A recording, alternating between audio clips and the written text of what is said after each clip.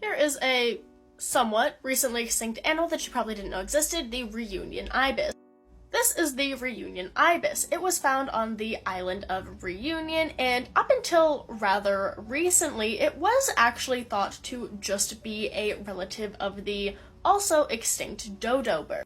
However, a little bit closer looking at historical accounts of this bird, as well as fossil evidence from the island, show that it was in fact an ibis and not a dodo, which is a type of pigeon. Now, this one is a little bit less recent than other ones I have talked about, and the population started to decline around the mid-1600s. By the turn into the 1700s, it was very, very rare and was likely only left in a couple very small populations on more remote mountains of the island. Now, the last unconfirmed sighting of this bird was in 1750, but it is likely that it was entirely or mostly extinct well before then.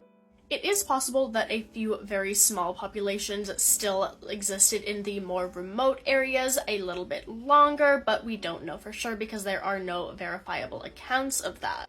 Now, the main causes for the extinction was overhunting. These birds were apparently very tame and also tasted very good, and they were rather large, so they did have quite a lot of meat as well as feathers that were used in multiple other things.